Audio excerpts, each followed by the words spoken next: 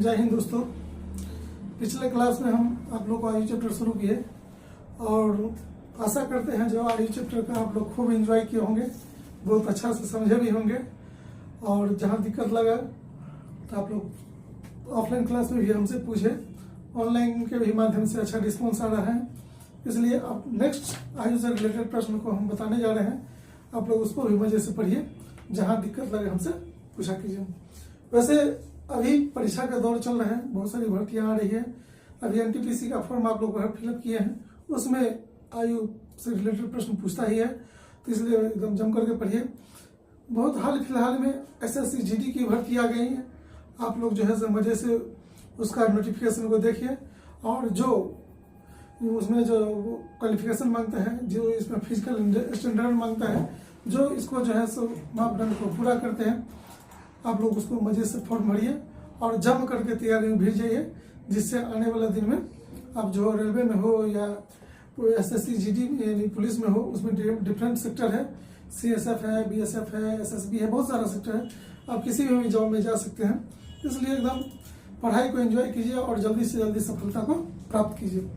हम आज as chapter का नेक्स्ट क्वेश्चन बताने जा रहे हैं, जिसमें दिया है देख टॉप 15 एमसीक्यू मोस्ट इंपोर्टेंट जो है परीक्षा से रिलेटेड है, उस क्वेश्चन को हम आज बताने के लिए जा रहे हैं।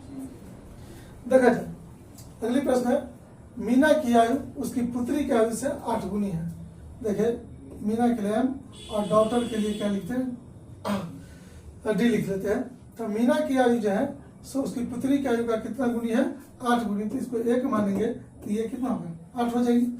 8 वर्ष बाद मीना और उसकी पुत्री का आयु का अनुपात 10:3 है। ये कब की बात हो रहा है, 8 वर्ष बाद उसकी अनुपात कितना, 10 कितना हो जाएगी, 3 हो जाएगी। तो मीना की वर्तमान आयु क्या है, तो मीना की वर्तमान आयु यही जो निकलेगी वही मेरा आंसर हो जाएगा। नहीं ऐसा करते हैं, देखिए बार बार हम बोले हैं जो अंतर पहले देखेंगे, जो अंतर सेम है कि नहीं। ये दोनों में अंतर कितना दिख रहा है, 2 का। ये दोनों भी अंतर कितना दिख रहा है, 2 का। अंतर यदि सेम आ जाए तो अंतर आया 2 का, लेकिन अंतर है कितना का, 8 का। 2 = 8, 1 = क्या होता है, 1 = 4, लेकिन हमको चाहिए कितना बराबर, 8 बराबर। 8 चौक 32, इसलिए मीना वर्तमान में कितने वर्ष की होगी, 32। तो हम लोग देखेंगे किस ऑप्शन में 32 है, ऑप्शन नंबर ए में देखिए आपको 32 दिख रहा होगा, इसलिए मीना की वर्तमान आयु कितनी साल होगी, 32 साल होगी। समझ में आ गया होगा मेरे ख्याल से। आप लोग मजे से देखिए, जो भी हो कमेंट के माध्यम से हमसे शेयर किया कीजिए। नेक्स्ट प्रश्न पर चलते हैं। नेक्स्ट प्रश्न देखा जाए, आप लोग, एक का विवाह 6 वर्ष पूर्व हुआ, अब उसकी आयु उसके विवाह के समय की आयु से 1 सही 1 बटा 4 गुना। देखिए, मान लेते हैं ए की वर्तमान आयु क्या है, लीजिए ए मान लेते हैं, ए की वर्तमान आयु क्या मान ले, ए मान लेते हैं। तो ए का शादी जो है 6 वर्ष पूर्व हुआ, तो ए की शादी के समय आयु क्या रहा होगा, देखिए a - 6।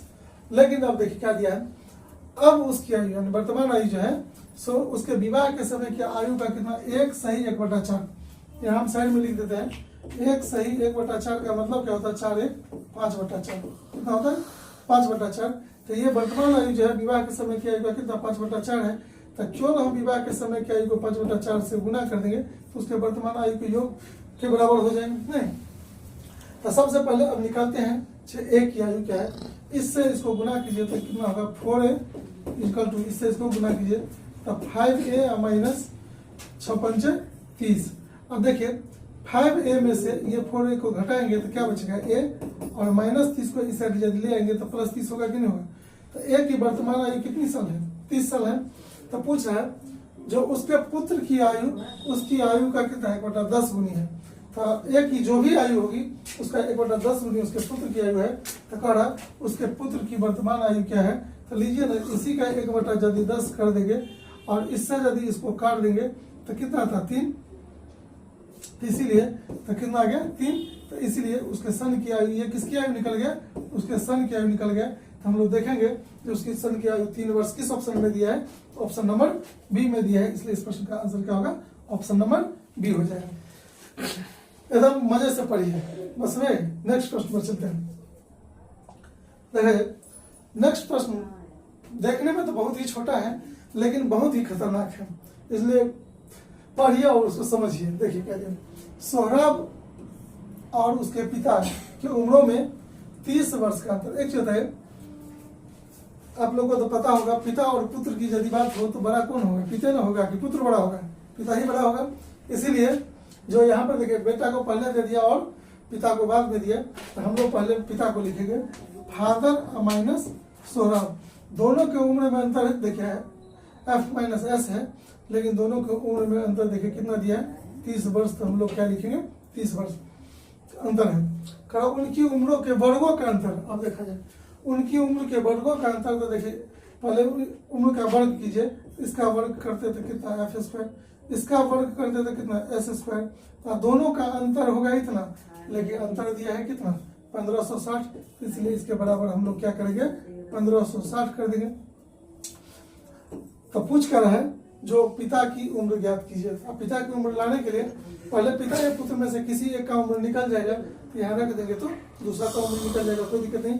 एक चीज है, आप लोग जब हमसे पढ़ रहे थे उस समय आप लोगों को पढ़ाए थे, फॉर्मूला हम बताए थे, ए स्क्वायर माइनस बी स्क्वायर बराबर क्या होता है? एक फॉर्मूला हमसे पढ़े होंगे या जीवन बचपन से ही पढ़ के आए हैं। ए स्क्वायर माइनस बी स्क्वायर बराबर क्या होता है? ए माइनस बी इंटू ए प्लस बी। ये फॉर्मूला आप लोग पढ़ करके आए हैं। तो देखिए ये भी जो है ए माइनस बी स्क्वायर का, ए स्क्वायर माइनस बी स्क्वायर के फॉर्म में है कि नहीं है? इसलिए इसको यदि हम लोग लिखेंगे तो क्या करेंगे? सबसे पहले लिखेंगे एफ माइनस एस, यानी पिता और पुत्र के आयु का अंतर इंटू पिता और पुत्र के आयु का योग। नहीं, ए स्क्वायर माइनस बी स्क्वायर क्या होता है? ए माइनस बी इंटू ए प्लस बी। हम लिख सकते हैं। अब देखिए इसका मान यहाँ पर कितना दिया? 30। तो यहीं पर क्या लिखेंगे? 30 इंटू फादर प्लस क्या लिखेंगे? सन। अब बराबर क्या लिखेंगे? 1560। अब देखिए यही 30 से इसको काट देंगे, 0 से तो 0 पहले कट जाएगा। तो देखिए 5 थिया 15 और 3 दूना 6। तो पिता और पुत्र के आयु का योग कितना है? 52 वर्ष हो गया। कितना हो गया? 52 वर्ष। और पिता और पुत्र के आयु का अंतर कितना है? 30 वर्ष। आपको बोले थे जो जब दो संख्या का योग दिया रहे, दो संख्या का अंतर दिया रहे, तो बड़ी संख्या यानी पिता का उम्र लाने के लिए दोनों को जोड़कर 2 से भाग देंगे। छोटी संख्या यानी पुत्र का उम्र लाने के लिए दोनों को घटा करके 2 से भाग देंगे। इसलिए हमको कह रहा है पिता की उम्र क्या होगा? तो पिता का उम्र लाने के लिए हम लोग क्या करेंगे? ये दोनों को जोड़ेंगे। तो 52 और 30 कितना? 82। अब 82 का आधा जो होगा सब कितना होगा? 41। तो इसलिए पिता वर्तमान में कितने साल के होंगे? 41 वर्ष के। तो ऑप्शन में दिख रहा होगा। तो किस ऑप्शन में दिया है 41 वर्ष? ऑप्शन नंबर बी में दिया है 41 वर्ष। इसलिए इस प्रश्न का आंसर क्या होगा? ऑप्शन नंबर बी होगा। बहुत ही खतरनाक प्रश्न है, लेकिन बारीकी से समझे, कहीं कोई दिक्कत होने होगा मेरे ख्याल से। नेक्स्ट प्रश्न में चलते हैं। देखिए नेक्स्ट प्रश्न देखिए बहुत ही गुड प्रश्न है, गौर से देखिए क्या कह रहा है। एक पिता अपने पुत्र से कर, बहुत ही गुड प्रश्न है। इसमें यदि आप दिमाग यदि नहीं लगाइएगा तो ये प्रश्न आपसे बनवे नहीं करेगा। कैसे सो आपके सामने में दिखेगा, इसलिए बारीकी से नजर रखिए। कह एक पिता अपने पुत्र से कहता है मेरी उम्र तुम्हारी वर्तमान उम्र के बराबर थी जब तुम पैदा हुए थे। देखा जाए फादर और हम सन। और कह रहा है यदि इस समय पिता की उम्र कितना वर्ष है? 36 वर्ष है, तो पुत्र की आयु 5 वर्ष पहले क्या थी? सबसे पहली बात देखिए, गौर से सुनिए। यदि यहाँ पर समझाने के लिए लिखे पुत्र यदि 0 साल का है, जन्म जो लिया था, तो पिता मान लेते कि ना, लीजिए पुत्र अभी 1 का है, सॉरी इसको ऐसे समझिए बढ़िया। मान लीजिए पुत्र अभी कितना है? 1 वर्ष का है। इसका मतलब है जो पिता जो है सो जब पुत्र जन्म लिया था तो कह रहा है कि जब अभी तुम्हारा जितना उम्र है, पुत्र जब 0 वर्ष का रहा था, अभी इसके वर्तमान उम्र के बराबर किसका उम्र था? पिता का उम्र था। अब देखिए पिता इसके जन्म के समय यदि 1 का था, यदि ये 1 बढ़ा है तो पिता भी 1 बढ़ेगा कि नहीं बढ़ेगा? तो वर्तमान में पिता कितने साल का हो जाएगा? 2 का। अब बारीकी से समझिए, तो वर्तमान में पिता कितने का है? 2 का। लेकिन इस समय पिता की आयु कितनी वर्ष है? 36। तो इस समय पिता होगा कितने वर्ष के? 36 वर्ष के। लेकिन इस समय पिता कितने वर्ष के? 2 के। तो 2 = 36, 1 बराबर क्या होता है? 18। इसका मतलब है यही 1 यदि निकालेंगे तो बेटा अभी कितने साल के हैं वर्तमान में? 18 वर्ष के। लेकिन हमको क्या करना है? 5 वर्ष पहले जो पुत्र की उम्र कितनी थी, तो 5 वर्ष पहले लाने के लिए इसमें से यदि 5 घटाएंगे तो कितना आ जाएगा? 18 में से 5 घटेगा 13। तो देखिए 5 वर्ष पहले पुत्र कितने वर्ष के होंगे? 13 वर्ष के। तो देखिए गौर से देखेंगे किस ऑप्शन में 13 वर्ष दिया है, ऑप्शन नंबर ए में 13 दिया है, तो इसलिए इस प्रश्न का आंसर क्या होगा? ऑप्शन नंबर ए होगा। यही पॉइंट बहुत ही खतरनाक है। यही पॉइंट बहुत ही खतरनाक क्यों है सो आप लोगों को बता दें। यहाँ पर कहा पिता अपने पुत्र से कहता है मेरी उम्र तुम्हारी वर्तमान उम्र के बराबर थी जब तुम पैदा हुए थे। बेटा को वर्तमान यदि अभी 1 माने हैं तो पिता का उम्र 1 कब होता है? जब बेटा पैदा हुआ था, यानी बेटा 0 वर्ष का होता है। तो जब बेटा 0 का होता है तब पिता कितना 1 वर्ष का होता है। अब एक होता है 0 से 1 बढ़ेगा, 1 वर्ष यदि 0 पे जुटेगा तब ना पुत्र का वर्तमान उम्र निकलेगा। तो यदि 1 वर्ष इसकी आयु बढ़ा है इसका भी 1 वर्ष बढ़ेगा। इसमें 1 जोड़ते थे कितना 2 का, और दिया है जो माने हैं उसके अकॉर्डिंग जो वर्तमान में पिता है 2 का, लेकिन वर्तमान में पिता प्रश्न के अनुसार क्या है 36 का। तो पिता की वर्तमान उम्र करके 1 बराबर 18, 1 बराबर 18 तो हमको पुत्र का चाहिए, तो 1 बराबर कितना आ गया 18। ये जो आया था पुत्र का कब का आया था? वर्तमान उम्र आया था, लेकिन हमको कहना था क्या 5 वर्ष पहले। तो 5 यदि घटा देंगे तो पुत्र कितने साल का होता है? 13 वर्ष का। इसलिए आशा करते हैं जो इस प्रश्न को आप लोग मजे से सीख गए होंगे। देखिए ये प्रश्न आशा करते हैं जो आप लोग बढ़िया से समझ गए होंगे। एकदम जम के पढ़िए और बढ़िया से समझिए। दिक्कत लगे हमसे जम के डिस्कस कीजिए, उसके लिए कोई रोक छोक नहीं है। कहता दिए तो आप लोग तो बहुत जगह पढ़े होंगे, लेकिन एक चीज़ बताइए, जो बहुत सारा कोचिंग है जिसमें आपको एट ए टाइम क्लासरूम में डिस्कस करने का मौका नहीं मिलता है। किसी यदि गुरु से पूछते होंगे तो वो कहता होगा ठीक है क्लास के बाद आप हमसे आकर के डिस्कस कर लीजिए, क्लास के बाद बताएंगे। लेकिन हम अपने क्लास में विद्यार्थी को तो इतना फैसिलिटी दिए हैं कि जो भी दिक्कत हो, जो भी समस्या हो, भाई तुम एट ए टाइम हमसे पूछो। हम अपनी सेट को तो बाद में पढ़ाते हैं, यदि विद्यार्थी की समस्या आती है तो हम पहले उसका क्वेश्चन को सॉल्व करते हैं, और उसके पीछे भी रीजन है। हम उसके क्वेश्चन को सॉल्व इसलिए पहले करते हैं जो मन में एक ही चीज़ रहता है जो नहीं उसको यदि दिक्कत हुआ तब ना वह हमसे पूछने के लिए आया है। और यदि उसके दिक्कत को हम दूर कर देंगे तो उसको पढ़ाई में मन लगेगा, और पढ़ाई में जिसको मन लगेगा तो पढ़ाई को छोड़ेगा ही नहीं, यानी अधिक से अधिक पढ़ेगा। इसलिए एट ए टाइम हम कोशिश करते हैं जो विद्यार्थी के प्रॉब्लम को सॉल्व करें। इसलिए जम करके जहाँ दिक्कत लगे आप लोग हमसे पूछा कीजिए। हम नेक्स्ट प्रश्न पर चलते हैं। देखिए नेक्स्ट प्रश्न है पिता की उम्र बड़े पुत्र की उम्र की दुगुनी है। देखिए फादर की उम्र जो है सब बड़े पुत्र को S1 मानते हैं, इसके उम्र का ये दुगुनी है। तो क्यों न 2 से यदि बड़े पुत्र को गुना कर देंगे तो पिता की उम्र के क्या होगा बराबर हो जाएंगे। अब देखिए 10 वर्ष बाद जो पिता की उम्र छोटे पुत्र की उम्र की 3 गुनी हो गया। आप गौर से देखिए 10 वर्ष बाद यदि कहेगा तो पिता की उम्र में 10 जोड़ना पड़ेगा, और छोटे बेटे का यदि S2 ले लेते हैं तो 10 वर्ष बाद छोटा बेटा भी कितना साल का S2 + 10 ईयर्स होगा। और पिता की उम्र जो होती है वो जो है सो छोटे बेटे की उम्र का कितना 3 गुनी हो जाती है।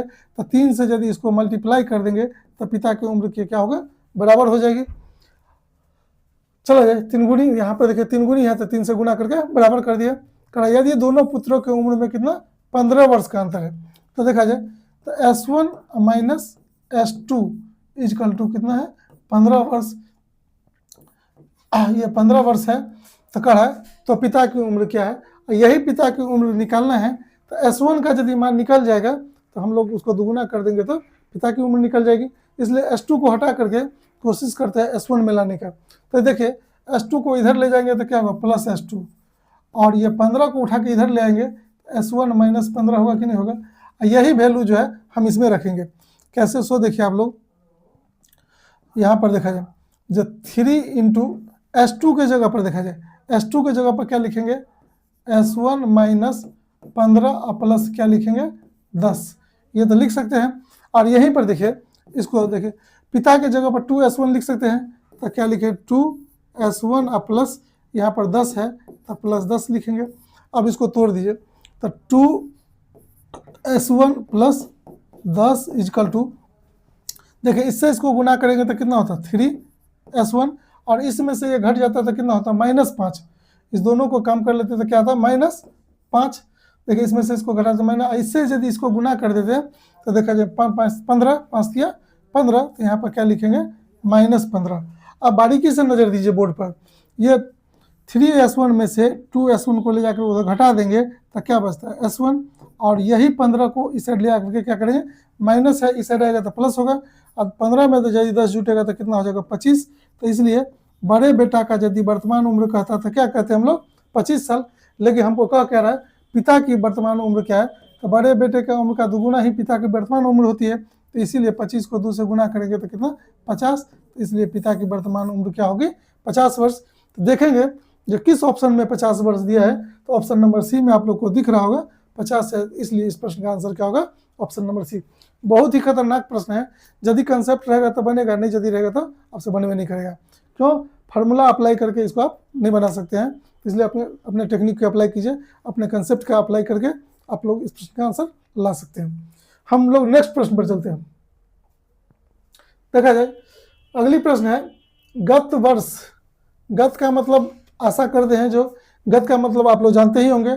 गत का मतलब क्या होता है, पिछले वर्ष। अभी आप जितने साल के होंगे, मान लीजिए एग्जाम्पल के तौर पर यदि आप 20 साल के हैं, तो यदि कहते कोई गत साल पहले, तो इसका मतलब 1 साल यानी आप 19 साल वैसे। तो गत वर्ष मेरी आयु एक पूर्ण वर्ग संख्या थी। देखिए किसी का प्रेजेंट एज कुछ होगा पता नहीं, लेकिन पिछले साल जो भी होगा उसकी आयु जो है सो क्या होगा, एक पूर्ण संख्या स्क्वायर थी। लेकिन अगले वर्ष एक घन का मतलब क्या होता है, क्यूब, यानी उसकी आयु क्या होता है, किसी संख्या का क्यूब हो जाती है, घन संख्या होगी। तो मेरी वर्तमान आयु क्या है, एक काम कीजिए, ये तो प्रेजेंट के लिए पीआर हम किसके लिए लिखते हैं, प्रेजेंट के लिए। तो कह रहा मेरी वर्तमान आयु क्या है, हम लोग ऑप्शन से निकलते हैं, क्यों जाए बनाने के लिए। अब बनाने चलेंगे तो जनरली हम लोग को ट्रायल मेथड से सोचना पड़ेगा, और ट्रायल मेथड से सोचना उतना आसान नहीं होता है, बहुत लंबे प्रक्रिया तक करना पड़ेगा, इसलिए हम लोग ऑप्शन से निकल जाएंगे। ऑप्शन देखा जाए यहाँ पर क्या दिया है, 26, 24, 25 और 27, ये क्या दिया है, वर्तमान एज दिया है, सबका क्या दिया है, वर्तमान एज। तो अब हम लोग को कहा गत वर्ष यानी पिछले वर्ष, ये 25 है, तो इसके पिछले वर्ष ये कितना साल, सॉरी 26 है, तो पिछले साल कितना वर्ष का होता है 25, अगला वर्ष ये कितना साल का होता है 27। और देखा जाए ये किसी का वर्ग है कि नहीं है, स्क्वायर होना चाहिए। स्क्वायर के लिए देखिए ये 5 का वर्ग हो रहा है। ये देखिए किसी का क्यूब है कि नहीं है, तो क्यूब के लिए देखिए ये 3 का क्यूब हो रहा है। यानी जो कंडीशन यहाँ पर दिया है, जो प्रेजेंट में जो भी एज होगा उससे पिछले साल जो है जो भी मेरी आयु होगी वो किसी संख्या का वर्ग होना चाहिए। तो पिछले साल यदि वो 25 वर्ष का है तो इसलिए 5 का वर्ग है। अगले वर्ष जो भी आयु होगा वो किसी संख्या का घन होनी चाहिए, तो अगले वर्ष वो 27 साल का होगा, तो इसलिए देखिए 3 का क्यूब होता है कि नहीं होता है। इसीलिए इसका मतलब है जो यही ऑप्शन मेरा आंसर होगा। तो हम लोग देखेंगे जो किस ऑप्शन में 26 दिया है, आप लोग को दिख रहा है ऑप्शन नंबर ए में, इसलिए इस प्रश्न का आंसर क्या होगा, ऑप्शन नंबर ए होगा। नेक्स्ट प्रश्न पर चलते हैं। नेक्स्ट प्रश्न पर चलते हैं। देखा जाए क्या है, ए बी से 7 वर्ष बड़ा है। इसका मतलब क्या हुआ, ए और बी दोनों के आयु में अंतर कितने वर्ष का है, 7 वर्ष का। 15 वर्ष पहले, देखिए यहाँ पर क्या दिया, 15 वर्ष पहले बी की आयु ए की आयु से 3/4 थी। बी की आयु ए की आयु का, तो हम यदि ए को मान लेते हैं, कुछ ए को यदि 1 मान लेंगे, एक का क्या है वो 3/4, एक का 3/4 का मतलब क्या है 3/4, जिसका कहे 3/4 तो उसी को 3/4 से गुना कर देना है।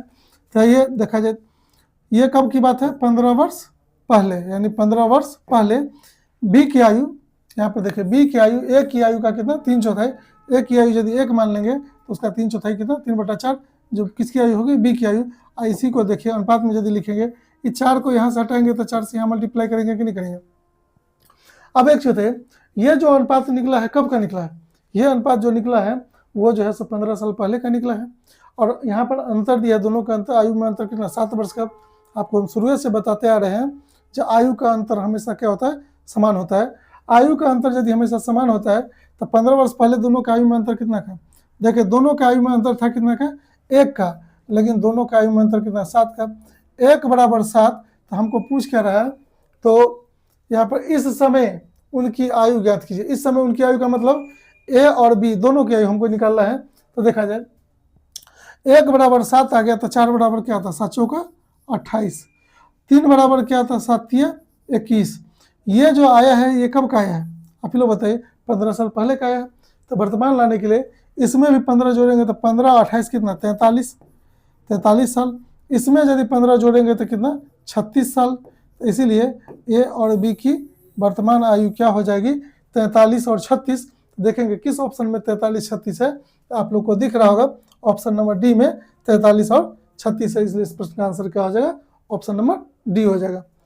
आशा करते हैं कि एकदम मज़े से आप लोग समझ रहे होंगे और पढ़ाई को एंजॉय कर रहे होंगे। इसलिए एकदम जम करके पढ़िए और जल्दी से जल्दी सफलता पाने की कोशिश कीजिए। एक चीज़ जान लीजिए, अभी 2025 की तो अब समापन होने जा रही है, लेकिन 25-26 आप लोग के लिए बहुत ही सुनहरा पल है, क्योंकि बहुत ज़्यादा वैकेंसी इस बीच में आई हुई है। और यदि इसमें सफलता यदि नहीं मिला तो हम आशा करते हैं आने वाला दिन जो है आप लोग के लिए बहुत दुखदायी होगा। इसलिए कोशिश कीजिए ना वो दिन ही ना आए, समय रहते ही आप लोग सफलता पा लीजिए।